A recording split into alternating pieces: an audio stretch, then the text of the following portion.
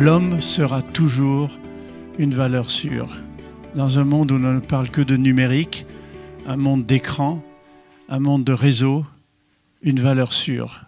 C'est pourquoi je suis très content de venir vous parler de l'humain, de l'avenir de l'espèce humaine, parce que nous sommes à une étape fondamentale de l'évolution de l'humanité. Et c'est aussi un des grands thèmes de mon livre. Je cherche à comprendre, avec comme sous-titre, les codes cachés de la nature. Et dans ce livre, justement, j'ai une triple attitude de scientifique, de prospectiviste et d'humaniste. J'ai été émerveillé, c'est d'ailleurs un des mots que j'emploie dans l'introduction de mon livre, j'étais émerveillé, ça a même été une sorte de révélation, de voir que la nature utilise un peu les mêmes trucs, des codes simples qui créent la complexité de la nature et du monde autour de nous. Ça, c'était mon émotion de scientifique.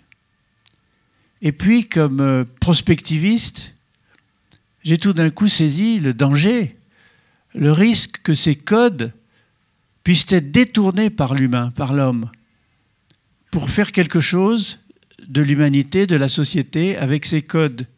Et je voudrais retracer pour vous comment les progrès de la biologie, les progrès du numérique, et surtout le mariage de l'un avec l'autre, créent les bases de ce que l'on appelle aujourd'hui le transhumanisme, ou ce que moi j'appelle l'hyperhumanisme, fondé sur l'homme augmenté.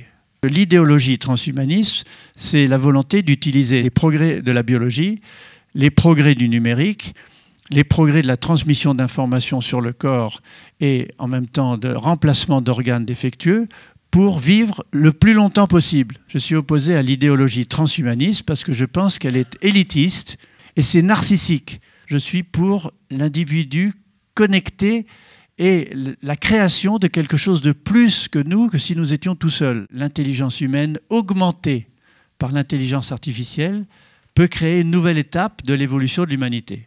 L'humain et son cerveau, en symbiose intelligente, avec justement l'intelligence artificielle, s'en servir, plus les robots intelligents, plus l'écosystème numérique dont je vous parlais, qu'on appelle encore Internet, que nous avons créé à l'échelle mondiale, eh bien, grâce à ces trois, l'intelligence artificielle, la robotique intelligente et l'écosystème numérique, nous pourrons créer une intelligence augmentée, collective ou collaborative. Je ne dis pas que c'est optimiste ce que je dis que c'est possible et réaliste. Je ne dis pas qu'on va y arriver, mais si nous y arrivons, dans 50 ans, dans un siècle, nous allons atteindre un point de singularité, qu'on appelle un point de singularité, c'est un point dans l'évolution où rien n'est pareil que ce qui se passait avant. Et ce point de singularité pourrait conduire l'humanité à une nouvelle étape de son évolution que j'appelle l'hyperhumanisme par rapport au transhumanisme, c'est-à-dire être encore plus humain.